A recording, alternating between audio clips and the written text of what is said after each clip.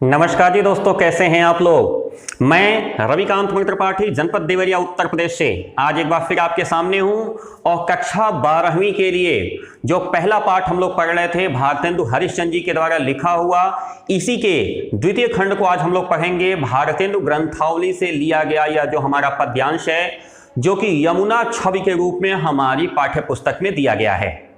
जी हाँ, तो इसका संदर्भ कुछ यूं होगा कि जब कभी यमुना छवि से कोई भी पद्यांश उद्धृत होगा तो उसका हम लोग संदर्भ लिखेंगे कि प्रस्तुत काव्यांश अथवा प्रस्तुत पद्यखंड हमारी पठित पाठ्य पुस्तक काव्यांजलि कक्षा 12 के काव्यखंड के, यानी काव्यांजलि तो काव्यखंड ही है, तो काव्यांजलि के पहले पाठ से लिया गया है, जिसके रचयिता भारतेंदु हरिश्चंद्र जी हैं, जबकि मूल पुस्तक जहां से यह उद्धृत है उसका नाम भारतेंदु ग्रंथावली है।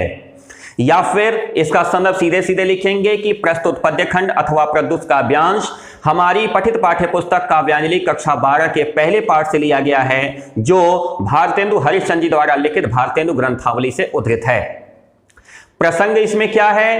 प्रसंग इसका है कि भारतेंदु जी यमुना की शोभा का वर्णन करते हैं। यमुना कितनी सुंदर हो सकती है, यमुना की सुंदरता का उत्तरोत्तम वर्णन करने का प्रयास यहां पर भारतेंदु जी ने किया है। तो आइए मित्रों, आज हम लोग यमुना छवि वाला प्रकरण प्रारंभ करते हैं। प्रारंभ करने के पहले जो लोग भी हमारे वीडियो पे पहली बार हैं, उनसे रिक्वेस्ट करूंगा कि हमारे चैनल को सब्सक्राइब कर लीजिएगा। अगर हमारा वीडियो अच्छा लगता है उसको लाइक कर लीजिएगा। चूंकि मैं कक्षा 9, 10, 11, 12 चारों कक्षाओं के लिए वीडियोस बनाता हूं, तो जो भी आपके दोस्त में छोटे भाई बहन या जो कोई भी हो आपको लगता है तो हमारा वीडियो के साथ शेयर जरूर करिएगा। आइए बिना किसी भूमिका, बिना किसी समय को इन्वेस्ट किए हम लोग शुरू करते हैं। यमुना छवि भारतेंदु हरिश्चंद्र जी के द्वारा लिखा हुआ कक्षा 12 यूपी बोर्ड के बच्चों के लिए पहला पाठ आपके सामने। कहते हैं भारतेंदु जी, तरनि तनुजा तट तमाल तरुवर बहु छाए, मिए कोल सो जल पर सन्निहित मनहु सुहाए। तरनि तनुजा तट तमाल तरुवर बहु छाए, मिले कोल सो जल पर सन्निहित मनहु सुहाए। किधौ मुखुर में लखत उझक सब निज निज शोभा, कै प्रणवत जल जानि परम पावन फल लोभा। कहते हैं आगे, मनु आतप वारन तीर को सिमट सबय छाए, रहत के हरि सेवा हित नय रहे, निरख नयन मन सुख लहत। कहते हैं भारतेंदु जी, तरनि तनुजा तट तमाल तरुवर बहु छाए। तो वर्ण की लगातार आवृत्ति अनुप्रास अलंकार से शुरुआत करते हैं। तरनि सूर्य, तनुजा पुत्री, तरनि तनुजा सूर्य की पुत्री। तरनि तनुजा यानी सूर्य की पुत्री। सूर्य पुत्री कौन? यमुना। यमुना सूर्य की पुत्री हैं, इसलिए इन्होंने शब्द लिया तरनि तनुजा। के तट पर तमाल यानी तमाल के वृक्ष बहुत सारे छाए हुए हैं, यानी यमुना के किनारे तमाल के वृक्षों की छाया बहुत ही घनी है। प्रथम पंक्ति का अर्थ अनुप्रास अलंकार तो वर्ण की लगातार आवृत्ति। उन्होंने कहा सूर्य की पुत्री यमुना तरनि तनुजा, सूर्य की पुत्री के तट पर के किनारों पर तमाल के वृक्ष बहुत सारे छाए हुए हैं। कैसे वृक्ष हैं वो? झुके कूल सो जल पर सन हित मनहु सुहाए। मनहु शब्द आ गया उत्प्रेक्षालंकार। मैंने बताया था मनु मानो जनु जानो मानह जानो, ऐसा कुछ आता है तो उत्प्रेक्षालंकार होता है। मानो ऐसा लग रहा है कि कूल की तरफ झुके हुए हैं, यानी किनारे की तरफ झुके हुए हैं। काहे लिए? मानो ऐसा लग रहा है कि जल का स्पर्श करने के लिए झुके हुए हैं, और सुहाए सुंदर लग रहे हैं। यानी वे जो तमाल के वृक्ष हैं वो किनारों से नदी की तरफ झुक करके ऐसे सुंदर लग रहे हैं कि मानो वह जल का स्पर्श करना चाहते हैं। वो जल परसन, जल का स्पर्श करने के लिए झुके हुए हैं। आगे लिखते हैं, किधौ मुखुर में लखत, या नहीं तो किधौ, या नहीं तो मुकुर। मुकुर का मतलब होता है दर्पण, जिसमें हम लोग चेहरा देखते हैं। किधौ मुखुर में लखत, लखत देखते हैं। या नहीं तो जो जल का जो दर्पण है, यानी यमुना का जो जल है वह दर्पण मान लिया भारतेंदु जी ने। कहा कि मानो ऐसा लग रहा है कि यमुना के जल रूपी दर्पण में, रूपक अलंकार, यमुना के जल रूपी दर्पण में उझक उझक करके। उझकना कहते हैं जब बहुत ज्यादा भीड़ लगी हो, उसके आगे कोई चीज हो तो हम पंजे पे खड़े होके जैसे देखते हैं, होता है ना कि हम पंजे पे खड़े हो जाते हैं, थोड़ा ऊंचा हो जाओ और ऐसे लटक के देखते हैं, उसको कहते हैं उझकना। उझक सब निज निज शोभा। ऐसा लग रहा है कि जल रूपी जो दर्पण है उसमें सब लटक लटक के अपनी शोभा यानी अपनी सुंदरता देख रहे हैं।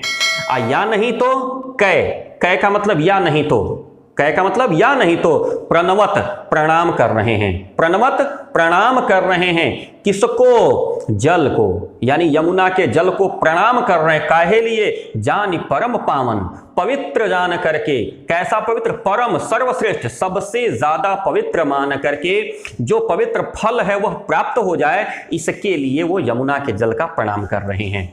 भारतेंदु कह रहे हैं कि यमुना के किनारे तमाल के वृक्ष बहुत सारे सुंदर लग रहे हैं जो छाया दे रहे हैं।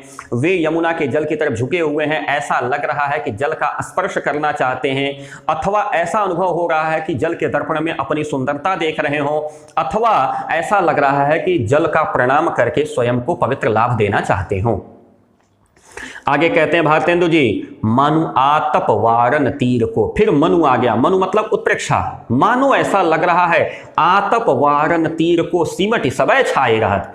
आतप का मतलब होता है धूप, ऊपर से जो सूर्य की धूप आती है, आतप। आतप के तीर रूपी वार से बचाने के लिए सिमट सबय छाए रहत, सब मिल करके सिमट करके छाया कर लिए हैं कि जो यमुना है वो सूर्य की पुत्री है, उसको धूप रूपी तीर लग न जाए, यमुना को धूप रूपी तीर न लग जाए, धूप रूपी तीर से उसको कष्ट होगा, इसलिए सब सिमट करके छाया कर रहे हैं। और या नहीं तो हरि सेवा हित नय रहे निरख नयन मन सुखलाद। हरि की सेवा के लिए उस पे नय रहे यानी झुके हुए हैं। नय रहे मतलब झुके हुए हैं। क्यों? क्योंकि कृष्ण जो है ना वो यमुना को बहुत प्रेम करते हैं। तो उन्होंने कहा कि या नहीं तो ऐसा हो सकता है कि हरि की सेवा, माने यमुना की सेवा अगर हम करेंगे तो हरि की सेवा हो जाएगी, इसलिए सब उसी के ऊपर झुक करके जो परम पावन मन का जो सुख होता है उसको ले रहे हैं और वो अपना कार्य पूर्ण तरीके से संपादित कर रहे हैं। चलिए दूसरे स्टेंजा पे चलते हैं। जिन पे जहि छिन चंद ज्योतिरा का निसी आवती, जल में मिल के नभ अवनी लौतान तनावती। तो क्या होता? होत मुकुर में सबय तबय उज्जल इक ओभा, तन मन नैन जुआत देख सुंदर सो शोभा। कहते हैं सो को कवि जो कही सके ताछन जमुना तीर की, मिली अवनी और अंबर रहत छब इकसी नभ तीर की। कह रहे हैं भारतेंदु जी, तिन पे और उस पर चंद ज्योति, चंद्रमा की ज्योति यानी चांदनी, चांदनी का प्रकाश, राका निसी, राका चांदनी, चांदनी कैसी? पूर्णिमा, राका निसी पूर्णिमा की रात, राका निसी आवती। और उस समय भी पूर्णिमा की रात को जब चंद्रमा की चांदनी आती है ना तो क्या होता है? जल में मिल के वो जल में मिल जाती है। और जल में मिल के क्या करती है? नभ अवनी, अवनी मतलब होता है धरती, नभ मतलब आकाश, अवनी मतलब धरती। जी हाँ, अवनी मतलब धरती होता है, इसलिए बहुत सारे भैयाओं का नाम कहा जाता है अवनीश। अवनीश का मतलब होता है राजा, धरती का मालिक, अवनीश। कहा नभ अवनी लो तान तनावती, ऐसा लगता है कि नभ से लेकर के धरती तक एक चांदी की रेखा तान दी गई हो। कहते हैं हो तो मुकुर में सबय तबय उज्जल इक ओभा। और तब क्या होता है? सब कुछ दर्पण के समान चमकदार हो जाता है। दर्पण कैसा होता है? सिल्वर की तरह चमकता है ना। तो कह रहा है तब क्या होता है? सब कुछ मुकुरमय हो जाता है, सब कुछ दर्पण की तरफ हो जाता है और चारों तरफ श्वेत आभा छा जाती है। यानी चांदनी की जो उज्ज्वलता है जब वो प्रकाश उसमें जल में पड़ती है तो और ज्यादा चांदनी युक्त सुंदर हो जाया करती है। तन मन नयन, तन यानी शरीर, मन यानी हृदय और नयन सब जुड़ात, सब तुष्ट हो जाता है, सब संतुष्ट हो जाता है, सबके मन में असीम संतोष प्राप्त होता है। कैसे? मन में वह शोभा सुंदर देख करके, यानी यमुना की वह पूर्णिमा की रात में चंद्रमा के चांदनी की जो शोभा है वह देख करके पूरा का पूरा तन मन नयन सब कुछ संतुष्ट हो जाता है, संतुष्ट हो जाता है। कह रहे भारतेंदु जी, सो को कवि जो कही सके, वो कौन कवि है? सो को कवि, वह कौन कवि है जो कह सके, जो कह सकता है ताछन जमुना नीर की, उस समय जो जमुना के पानी की सुंदरता है। कौन ऐसा कवि है जो उस समय यमुना के पानी की सुंदरता के बारे में कह सकता है? कारण क्या है? कवि की क्षमता कितनी है? जमीन पर थोड़ी बहुत है। और यहाँ क्या हो रहा है? कह रहे यहाँ पे मिली अवनी और अंबर रहा किसी नवतीर की, यानी धरती से लेके आकाश तक जो शोभा फैली हुई है, यह शोभा इतने बड़े विस्तार में है कि किसी कवि के मन का नहीं है इस शोभा का वर्णन कर पाना। चलिए तीसरे पे चलते हैं। कहते हैं भारतेंदु जी, परत चंद्र प्रतिबिंब कहूँ जल मधि चमकायो, लोल लहर लहि नचत कभू सोई मन भायो, मनु हरि दर्शन हेत चंद्र जल बसत सुहायो, कै तरंग कर मुकुर लिए शोभित छवि छायो। और आगे फिर लिखते हैं, कै रास रमन में हरि मुकुट आभा जल दिखरात है, कै जल उर हरि मूरति बसति ता प्रतिबिंब लखात है। कहा परत चंद्र प्रतिबिंब कहूँ जल मधि चमकायो, ऐसा लगता है जल के मध्य में चमकने वाला चंद्रमा का प्रतिबिंब जब पड़ता है।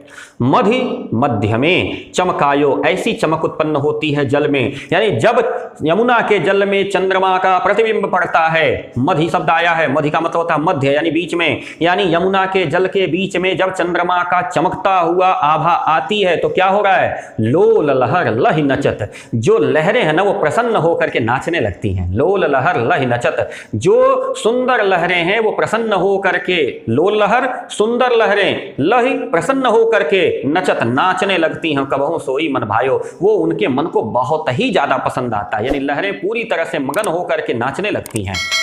मानो ऐसा लग रहा है, उत्प्रेक्षा लिया, फिर मनु आया, मानो ऐसा लग रहा है। क्या लग रहा है?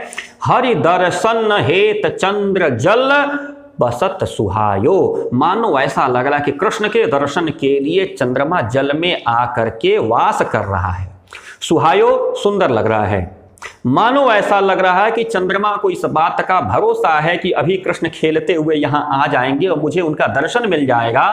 तो मानो ऐसा लग रहा है कि हरि यानी कृष्ण के दर्शन के लिए चंद्रमा यहां पर आकर के निवास करते हुए सुंदर लग रहा है।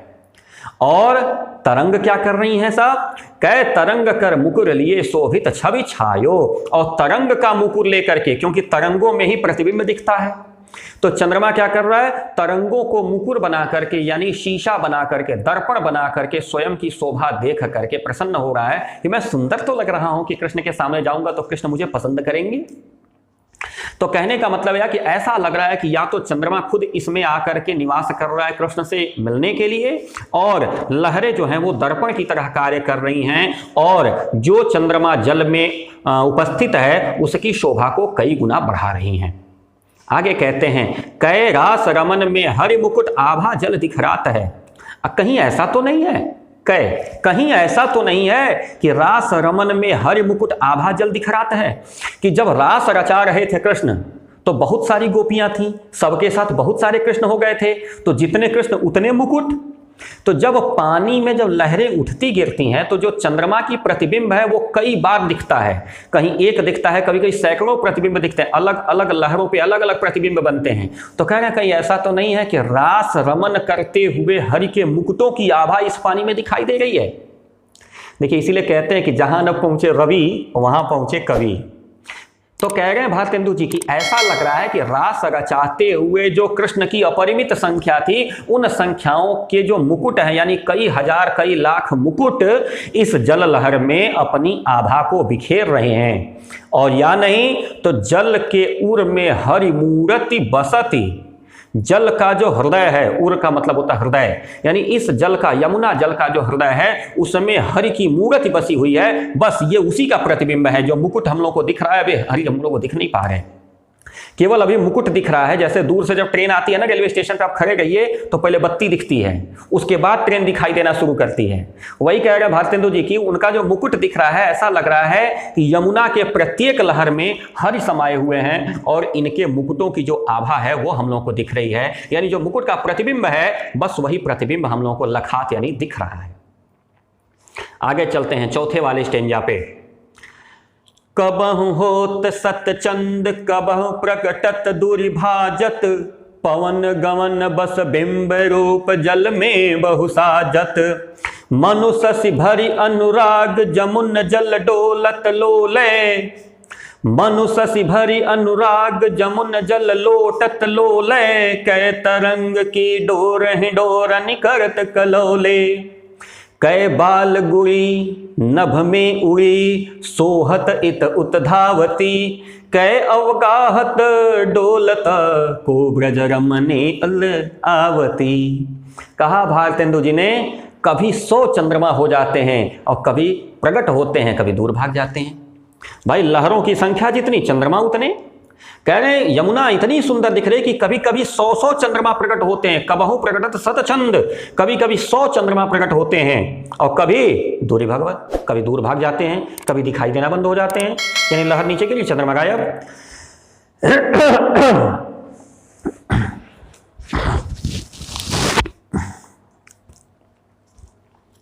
पवन गमन, जब पवन चलती है, पवन का जब गमन होता है, जब पवन चलती है ना, तो बिंब रूप जल में बहु साजत, तब प्रतिबिंब के रूप में जल में हर जगह बहुत सारे दिखाई देते हैं। कह रहे हैं ना, कभी 100 चंद्रमा दिखाई देते हैं, कभी दिखते हैं, कभी छिप जाते हैं, लेकिन जब हवा चलती है ना, जब लहरें उठती गिरती हैं, तब जाकर के सब चंद्रमा सुंदरता के साथ उसमें जल में दिखाई देते हैं। मनु शशि भरी अनुराग जमुन जल लोटत लोले। मानो ऐसा लग रहा है, फिर उत्प्रेक्षा लिया इन्होंने, मानो ऐसा लग रहा है कि शशि यानी चंद्रमा भरी अनुराग प्रेम में भर करके यमुना के जल में प्रसन्न होकर के लौट रहा है। लोले प्रसन्न होकर के, लोटत लोट। मानो ऐसा लग रहा है कि चंद्रमा प्रसन्न होकर के यमुना के जल में लौट रहा है। और या नहीं तो कै, या नहीं तो ऐसा लग रहा है कि तरंग की डोरी पकड़ करके यमुना के जल रूपी हिंडोला यानी पालने में करत किलौले खिलखिला के खेल रहा है। या नहीं तो ऐसा, या तो वह जो चंद्रमा है वह चंद्रमा पूरा प्रेम के वशीभूत होकर के यमुना के जल में लौट रहा है, या नहीं तो ऐसा लग रहा है कि यमुना के जल रूपी पालने में वह चंद्रमा छोटे बच्चे की भांति रख दिया गया है, जो कि किलौले यानी खेल रहा है, और तरंग की डोर जो है उस हिंडोरा यानी उस पालने को हिला रही है। फिर भी संतोष नहीं होता, कहते हैं भारतेंदु जी, या नहीं तो बालगुड़ी नभ में उड़ी। गुड़ी मतलब होता है पतंग, बालगुड़ी छोटी पतंग। ऐसा लगता है कोई छोटी पतंग जो है वो नभ में उड़ गई है, यानी आसमान में उड़ी है और इधर उधर धाते हुए बहुत सुंदर लग रही है। छोटी पतंग कोई आसमान में उड़ रही है, इधर उधर धावत यानी दौड़ते हुए, इधर उधर हिलते डुलते बहुत ही सुंदर दिख रही है। और या नहीं तो एक कारण और हो सकता है कि यह चंद्रमा नहीं है, बल्कि कै अवगाहत, उसको प्राप्त करने के लिए, लेने के लिए को ब्रज रमणी, कोई ब्रज की रमणी बालिका, कोई ब्रज की गोपी इत उत आवती, इधर आ रही है। यानी उस चंद्रमा की शोभा किससे बना दिया?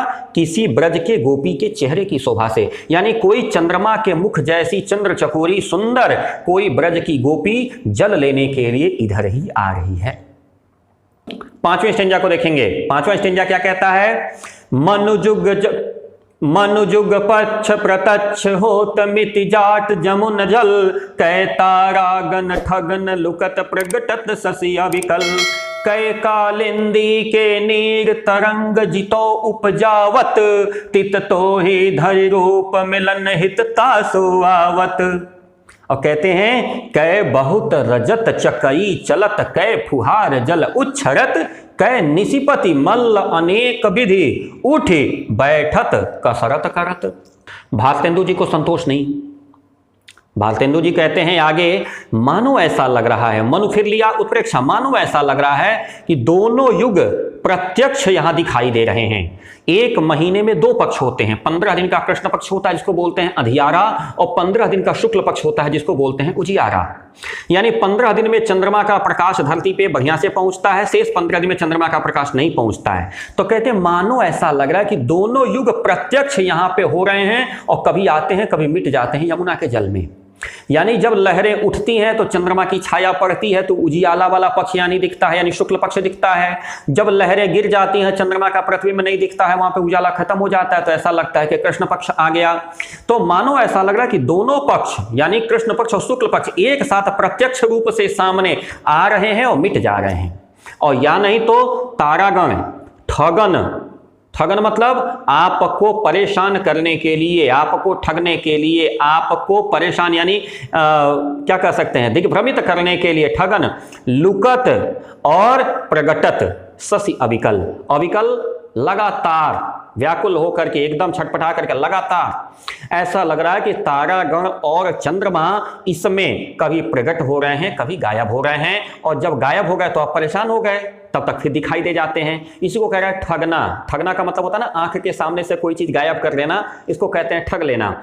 मानो ऐसा लग रहा है कि ये तारागण और चंद्रमा मिलकर के आपको ठग रहे हैं, कभी दिखाई देते हैं और कभी गायब हो जाते हैं। कह या नहीं तो क्या ऐसा है क्या? कालिंदी, कालिंदी मतलब यमुना, यमुना का नाम है कालिंदी। नीर जल, यमुना का जल तरंग जितो उपजावत, जितनी तरंगे उठाता है, या नहीं तो यह यमुना का जो पानी है ना, जितो जितनी तरंगे उपजावत उठाता है, तितनो ही हरि रूप धरत मिलन तासो आवत, उतने रूप धर करके हरि उससे मिलने आते हैं। या नहीं तो यह बात ऐसी है कि इस यमुना में यह पानी जितने तरह की तरंगे उठाता है, जितो मतलब जितनी तरंगे उठाता है, उतने रूप धारण करके हरि यानी श्री कृष्ण मिलने आते हैं। और या नहीं तो क्या मामला है? फिर कह रहे हैं या नहीं तो मामला यह है कि कै बहुत रजत, रजत का मतलब होता है चांदनी, रजत का मतलब ये होता है चांदनी। यहां पे रजत का अर्थ है शोभा युक्त, रजत मतलब शोभा युक्त। कह रहा है कै बहुत रजत चकई चलत, कै फुहार जल उच्छरत। जो मिट्टी का बर्तन बनाने वाले कुम्हार होते हैं ना, वो चाक चलाते हैं, वो ऐसे डंडा से खूब तेज नचा देते हैं, फिर उसी के ऊपर बर्तन बनाते रहते हैं। उस बर्तन की मिट्टी को गीला करने के लिए ऊपर से थोड़ा बहुत वो पानी डालते हैं। जब वो पानी डालते हैं और जब चाक बहुत तेज चलता है ना, तो वो सेंट्रीफ्यूगल फोर्स की वजह से इधर उधर छटकता है। हाँ, रोटेटरी मोशन में पढ़े होंगे अगर कोई फिजिक्स के विद्यार्थी हमारे साथ जुड़े होंगे तो कह रहा है वहां पे ऐसा लग रहा है कि कोई कुम्हार अपना चाक चला रहा है और उस चाक पर का जो जल है वो उच्छरत, वो छटक रहा है।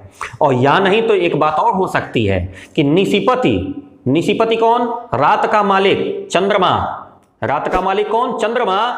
या नहीं तो चंद्रमा क्या कर रहा है? मल्ल के रूप में, पहलवान के रूप में उठ बैठ के कसरत कर रहा है, उठक बैठक कसरत कर रहा है। क्योंकि चंद्रमा दिख रहा है, छिप रहा है, दिख रहा है, छिप रहा है, तो उसकी आभा उन्होंने ली। भारतेंद्र कहते हैं या नहीं तो मामला यह है कि रात का मालिक यानी निशिपति अर्थात चंद्रमा एक पहलवान के रूप में उठ के बैठ के कसरत कर रहा है। आइए छठे स्टेंजा पे चलते हैं। छठा स्टेंजा क्या कहता है? कूजत कहूं कल हंस, कहूं मज्जत पारावत, कहूं कारंडव उड़त, कहूं जल कुक्कुट धावत, चक्रवाक कहूं बसत, कहूं बक ध्यान लगावत, सुक पिक जल कहूं पियत, कहूं भ्रमरावल गावत, कहूं तट पर नाचत मोर, बहुरोर बहुत विधि पक्षी करत, जनपान नहान कर सुख भरे तट, शोभा सब जिय धरत।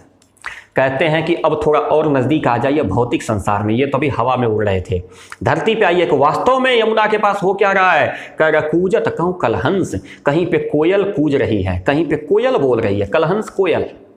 कह रहे कूजत कहूं कलहंस, कहीं पे कलहंस यानी कोयल बोल रही है, कहूं मज्जत पारावत, कहीं पे पारावत यानी कबूतर मज्जत स्नान कर रहा है। कहीं कोयल बोल रही है यानी कहीं कोयल कूक रही है, कहीं कबूतर स्नान कर रहा है। कहूं कारंडव उड़त, कारंडव हंस, कारंडव संस्कृत के शब्द है, पारावत मतलब कबूतर, कारंडव मतलब हंस।